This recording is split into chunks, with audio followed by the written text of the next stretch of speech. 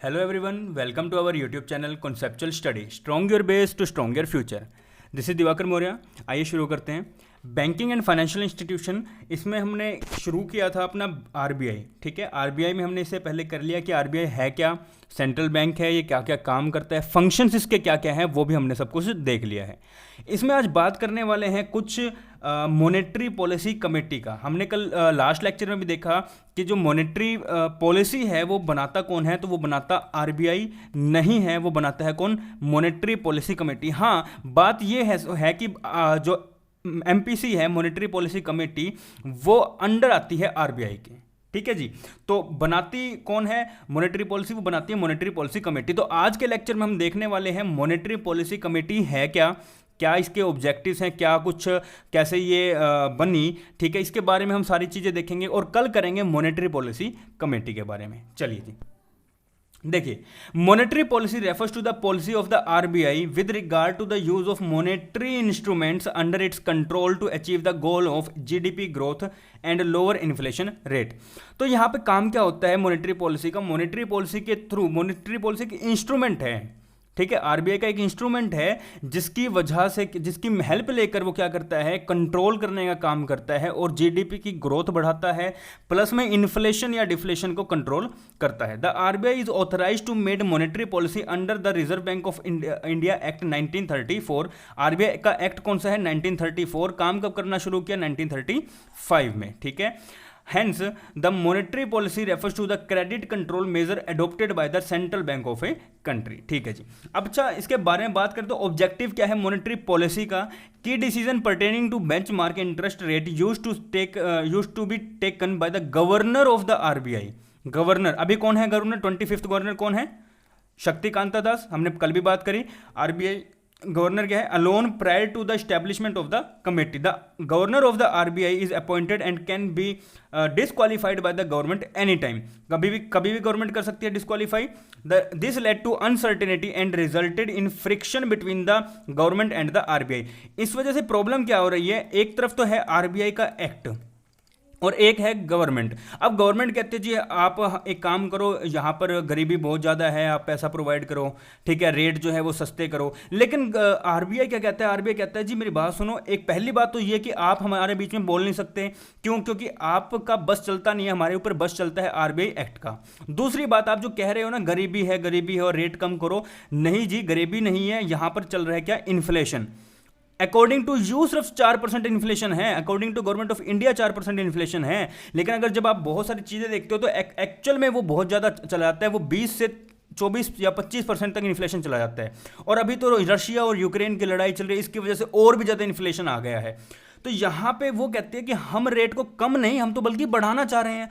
तो ये दोनों आपस में लड़ पड़ते हैं, वो उसके बाल पकड़ लेते हैं, वो उसको बाल पकड़ लेते हैं, वो मारते हैं एक दूसरे के। तो ये मतलब फ्रिक्शन यहां पे हो जाता है। ठीक है, उसके बाद कहता है specially during the time of low growth and high inflation. कब होता है, मेनली तो होता है जब लो ग्रोथ चल रहा है या हाई इन्फ्लेशन चल रहा है, उस वक्त होता है, क्योंकि गवर्नमेंट कुछ कहती है, आरबीआई कुछ कहता है। Before the constitution of MPC, एक एमपीसी मॉनेटरी पॉलिसी कमेटी बनने से पहले एक चीज थी, क्या था उसका नाम, टेक्निकल एडवाइजरी कमेटी, टीएसी हुआ करता था। टेक्निकल एडवाइजरी कमेटी में ना कुछ एक्सपर्ट्स बैठते थे जो सिर्फ और सिर्फ एडवाइस देने का काम करते थे। ठीक है, on monetary policy with experts from monetary economics, central banking, financial markets and public finance advised the reserve bank on the stance of monetary policy. However, its role was only advisory in nature. ये काम क्या था इसका, सिर्फ और सिर्फ advice देने का काम करते थे, सिर्फ और सिर्फ ज्ञान देते थे और कोई काम नहीं करते। तो इसको किया बंद, कहते जी ठीक है आपने बहुत ज्ञान बांट दिया, अब इसके बाद चलो bye bye tata bye bye. ठीक है, तो अब नहीं, अब हम नई कमेटी बना रहे हैं जिसका नाम होगा मॉनेटरी पॉलिसी कमेटी।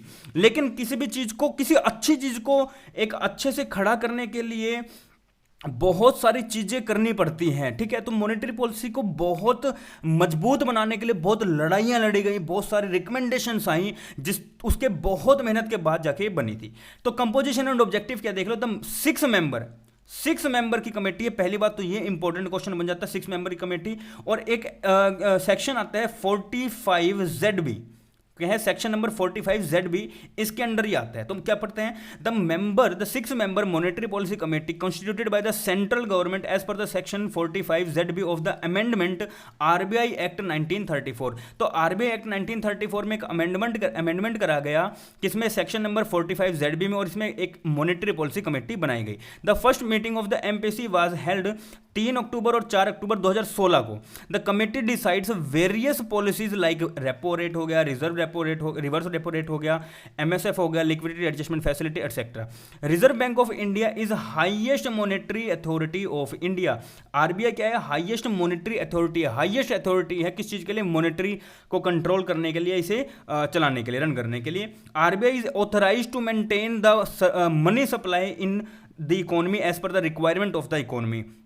तो आरबीआई को क्या किया गया, आरबीआई को ही ऑथराइज करा गया है कि हाँ जी आप ही मेंटेन करेंगे जो भी मनी सप्लाई चल रहा है इकोनॉमी में, उस चीज़ के लिए आरबीआई रिलीज करता है bimonthly policy. Bimonthly policy मतलब 2 मंथ में एक बार। इसका मतलब क्या हुआ, एक ईयर में कितनी बार मॉनेटरी पॉलिसी आएगी, या ये मॉनेटरी पॉलिसी आएगी 6 टाइम्स, एक साल में 6 बार। ठीक है, चलिए जी। The setting up of the committee to decide the monetary policy was first proposed by Urjit Patel. अब देखो, अब थोड़ी हिस्ट्री थोड़ा समझो। ऐसे नहीं कह रहे हैं कि हाँ भाई आराम से बन गई, नहीं, आराम से नहीं, बड़ी मेहनत लगी है, बहुत रिकमेंडेशंस है, बहुत लोगों का यहाँ पे काम हुआ था।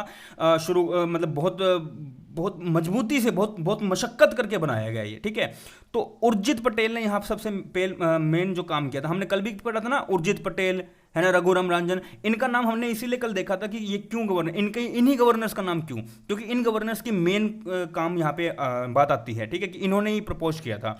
तो फर्स्ट प्रपोज किसने किया, उर्जित पटेल ने किया। The committee suggested A 5 member MPC, 3 members from the RBI and 2 nominated by the government. अब यहाँ लड़ाई चली थी। लड़ाई क्या चली, कहते जी एक तरफ बैठी गवर्नमेंट, एक तरफ बैठी कौन, आरबीआई। अब गवर्नमेंट कहती चलो ठीक है हम बना लेते हैं, एक काम करो आप अपने 2 बंदे बिठा, हम अपने 2 बंदे बिठा लेते हैं। गवर्नमेंट कह रही हम अपने 2 बंदे बिठा लेते हैं और आप अपना 1 बंदा बिठा लो, 3 मेंबर कमेटी बनाते हैं। आरबीआई कहती नहीं, ऐसा नहीं, आरबीआई है मेन, मॉनेटरी पॉलिसी बनाने का काम आरबीआई का। आपको आता जाता क्या है, आरबीआई के गवर्नर को आता है, ठीक है, इसके डिप्टी गवर्नर्स को आता है, आपको क्या आता है, आपको कुछ नहीं आता। अब एक काम करो, आप अपने 2 रखो, हम अपने 3 रख लेते हैं। कहते पागल हो, हमसे बकवास कर रहे हो, चलो ठीक है एक काम करो, छोड़ो, तुम अपने 3 रख रहे हो तो हम अपने क्या करते हैं 5 रख लेते हैं। फिर इनकी लड़ाई ऐसे चलती रही, कहते ये इतने, ये इतने, ये इतने, इतने। फिर लास्ट में जाके डिसाइड हुआ कि चलो ठीक है जी एक काम करते हैं, ना मानते तो ठीक है, फिर 3 आप रख लो, 3 हम रख लेते हैं। टोटल मिला के 6 मेंबर्स की कमेटी होगी, 3 गवर्नमेंट की तरफ से होंगे और 3 आरबीआई की तरफ से होंगे। ठीक है, तो क्या हुआ, द गवर्नमेंट इनिशियली प्रपोज्ड हुआ 7 मेंबर कमेटी, 7 मेंबर्स की कमेटी शुरुआत में हुई थी, 3 from the RBI and 4 nominated by it मतलब गवर्नमेंट की तरफ से। तो नहीं, आरबीआई ने इसके बाद मना कर दिया कि ऐसा नहीं, ये तो फिर गलत हो जाएगा, क्योंकि आपकी मेजोरिटी हो जाएगी और आप जैसा चाहेंगे वैसा कर सकेंगे। और हम क्या कह रहे हैं कि हम पे चलता है आरबीआई एक्ट, और जब अगर आप हम पे हावी हो जाओगे तो आरबीआई एक्ट तो तेल लेना चला गया, कोई मतलब ही नहीं बना इस एक्ट का। तो आप हम पे हावी होके आप अपने आप ही जितने भी रेट्स हैं वो सारे के सारे कम करवा दोगे, हम बढ़ाना चाह रहे हैं, तो ये तो गलत हो जाएगा। तो इसलिए इक्वल रखा। ठीक है, उसका कहता है सब्सिक्वेंट नेगोशिएट किया गया, led to the current composition of the committee with the external members having a 4 year term. तो 4 ईयर टर्म्स का यहाँ पे इन मेंबर्स का रहेगा। ठीक है, अब देखो मेन चीजें यहाँ से शुरू हो रही हैं, इसमें हमें याद करने की चीजें हैं। The RBI reserve banks monetary policy department, MPD क्या करता है, एमपीडी करता है असिस्ट, किसको, एमपीटी करता है, असिस्ट करता है। The MPC is formulating the monetary policy. तो एमपीसी मॉनेटरी पॉलिसी कमेटी क्या करेगा, फॉर्मुलेट करेगा, बनाएगा, लेकिन एमपीडी मॉनेटरी पॉलिसी डिपार्टमेंट उसे असिस्ट करेगा। व्यू ऑफ की stakeholders in the economy and analytical work of the reserve bank contributes to the process for arriving at the decision on the policy repo rate. उसके बाद एक आता है FMOD, financial markets operation departments. ठीक है, ये क्या करेगा, ये ऑपरेट करने का काम करेगा। फाइनेंशियल मार्केट्स ऑपरेशंस डिपार्टमेंट ये क्या करेगा, ऑपरेट करने का काम करेगा किसको, मॉनेटरी पॉलिसी को, mainly through day to day liquidity management operation. फिर आता है एफएमसी, फाइनेंशियल मार्केट कमेटी, ये क्या करेगा, रिव्यू करेगा कि जो भी लिक्विडिटी कंडीशंस हैं वो क्या सही हैं या नहीं है, इंश्योर करेगा so as to ensure that the operating target of the monetary policy is kept close to the monetary policy repo rate. तो उसके अकॉर्डिंग ये देखेगा कि हाँ भाई क्या कुछ चल रहा है, रिव्यू भी अच्छे से ये करेगा। उसके बाद फिर क्या है, monetary policy committee came into force 27 जून 2016। तो फर्स्ट जो इसकी मीटिंग हुई थी वो भी 2016 में हुई थी, है ना, और ये आया कब, 27 जून 2016 को आया। तो हमें यहाँ से याद क्या क्या करना है, एक तो करना है एमपीडी, इनकी full forms, monetary policy department assist करेगा, मॉनेटरी पॉलिसी कमेटी फॉर्मुलेट करेगी, मतलब मॉनेटरी पॉलिसी को बनाएगी, एफएमओसीडी क्या करेगी, ऑपरेट करेगी, और एफएमसी क्या करेगी, रिव्यू करेगी लिक्विडिटी कंडीशन क्या है। अब देखो यहां से suggesting for setting up A monetary policy committee is not new, कोई नया नहीं है, बहुत पुराना चलता रहा, और बहुत पुराना कब से, 2002 से। तो जब वाई.वी. रेड्डी कमेटी हुआ करती थी उन्होंने भी प्रपोज किया कि एमपीसी को बनाया जाए। फिर उसके तारापुर कमेटी ने 2006 में प्रपोज किया, परसी मिस्त्री कमेटी ने 2007 में, रघुराम रंजन ने 2009 में, और उर्जित पटेल ने 2013 में। और उसके बाद इतनी मशक्कत के बाद जाके 2016 में गवर्नमेंट मानी और 3-3 की कमेटी बनाकर खड़ी करी गई। ठीक है जी, तो थोड़ी सी ये हिस्ट्री थी जो हमें पढ़नी थोड़ी जरूरी है, हमारे यहां से क्वेश्चंस बन सकते हैं। फिर कहता है the Chakravarty committee has emphasised that price stability, economic growth, equity, social justice, promoting and nurturing the new monetary and financial institutions have been important objective of the monetary policy in India. तो objective कौन कौन से हैं, कहता price stability, price को stable करने का, economic growth को बढ़ाने का, ठीक है, उसको इक्विटी करने के लिए, सोशल जस्टिस के लिए, प्रमोट करने के लिए, और नर्चर करने के लिए किसको, मॉनेटरी एंड फाइनेंशियल इंस्टीट्यूशंस को। आरबीआई ट्राई करता रहता है, always try to reduce rate of inflation, हमेशा चाहता है कि इन्फ्लेशन का रेट हमेशा रिड्यूस हो ताकि एक इकोनॉमिक स्टेबिलिटी जो है वो मेंटेन हो सके, and keep it with a sustainable limit, while on the other hand government of India focus to accelerate the GDP of the country. अच्छा, इन्फ्लेशन को कम करने के लिए आरबीआई रेट को ज्यादा करेगा, रेट को ज्यादा करेगा तभी तो इन्फ्लेशन कम होगा, लोगों के पास पैसा कम जाएगा, अपने आप इन्फ्लेशन कम हो जाएगा। अच्छा, दूसरी साइड क्या कह रहा है, गवर्नमेंट क्या करते हैं, गवर्नमेंट कहते हैं जी गरीब है, जीडीपी हमारी कम जा रही है, जीडीपी को बढ़ाने के लिए आप क्या करो, रेट को कम कर दो, रेट को कम करोगे लोग ज्यादा लोन लेंगे, लोग काम ज्यादा करेंगे। तो गवर्नमेंट ये बात करती है। अब गवर्नमेंट तो सीधी सी बात है, वोट के लिए काम करेगी, थोड़ा डेवलपमेंट के लिए थोड़ा बहुत कर ही देती है, ठीक है। तो मेन यहां पे जो काम करता है वो कौन करता है, आरबीआई काम करता है। लेकिन इसी वजह से इनके बीच में कन्फ्लिक्ट हो रहा था, और ये देख रहे हो 2002 से शुरू हुआ, 2002 से लेकर 2016 तक ये लड़ाई चली है, उसके बाद जाके ऐसा हुआ है। तभी तो आपने देखा होगा कि उर्जित पटेल हो गए, रघुराम रंजन हो गए, इन्होंने अपने जो इनका टर्म था वो उस टर्म को पूरा करने से पहले ही ये छोड़ के चले गए, इनको निकाला नहीं गया, ये अपने आप छोड़ के चले गए। क्यों? क्योंकि कन्फ्लिक्ट इतना ज्यादा क्रिएट हो रहा था गवर्नमेंट के और इनके बीच में, क्योंकि गवर्नर थे और सारा भार गवर्नर पे आ रहा था। उस टाइम क्या हो रहा था, जीडीपी कम चल रही थी, ग्रोथ कम था अपना, तो ये कुछ कह रहे थे, गवर्नमेंट कुछ कह रही थी, इसलिए छोड़ के चले जाते थे, ठीक है। तो ये बहुत सारी लड़ाइयां होती थी, इस वजह से ये पंगा चलता था। फिर आगे देखो, मॉनेटरी पॉलिसी कमेटी है क्या, the monetary policy committee constitute by the central government under section 45ZB। The MPC to determine the policy interest rate, determine क्या करेगा, पॉलिसी की इंटरेस्ट रेट। पॉलिसी के इंटरेस्ट रेट में क्या, रेपो रेट हो गया, रिवर्स रेपो रेट हो गया, ये सारी की सारी चीजें। Required to achieve the inflation target, ताकि इन्फ्लेशन टारगेट जो हमारा एक बना हुआ है कि हम इसको कम करना चाह रहे हैं उसको अचीव कर सकें। The reserve bank monetary policy department, हमने पहले देखा एमपीडी क्या है, वो असिस्ट करेगा मॉनेटरी पॉलिसी कमेटी को, किसमें, ताकि monetary policy committee monetary policy को बना सके। The monetary policy committee determines the policy rate required to achieve the inflation target. Composition of monetary policy committee में बात करें तो क्या आता है, 6 मेंबर्स हैं, हमने ऑलरेडी देख लिया। Constitute bye the central government के है as per the section 45ZB, to भी नहीं है ये, ZB आएगा, of the amendment act 1934। The 1 October of the monetary policy committee was held in Mumbai on 2016। तो 2016 में जाके मॉनेटरी पॉलिसी कमेटी को बनाया गया, ठीक है जी। चलिए तो एक बार देख लेते हैं क्या कुछ किया हमने, थोड़ा सा ही किया।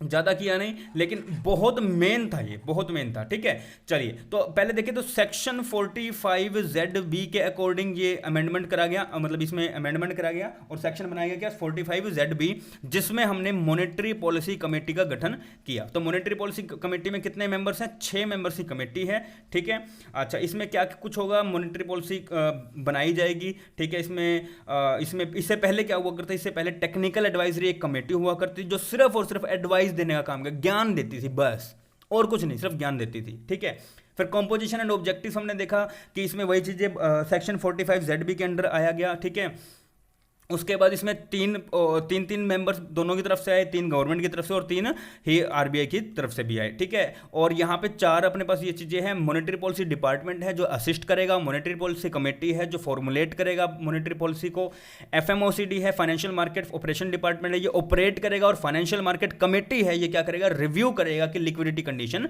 कैसी है। 2002 से इस पे बार बार रिकमेंडेशन आते रहे कि बनाओ बनाओ बनाओ बनाओ बनाओ, लेकिन कभी नहीं माना गया। 2016 में कि इस चीज पे थोड़ी सी बातचीत हुई और उसके बाद बनाया गया। ठीक है, और मॉनेटरी पॉलिसी कमेटी हमने ऑलरेडी यहां पे देख लिया कि 2016 में ये जाके क्रिएट करी गई अच्छे से, और अभी थोड़ा ढंग से ये काम कर रही है।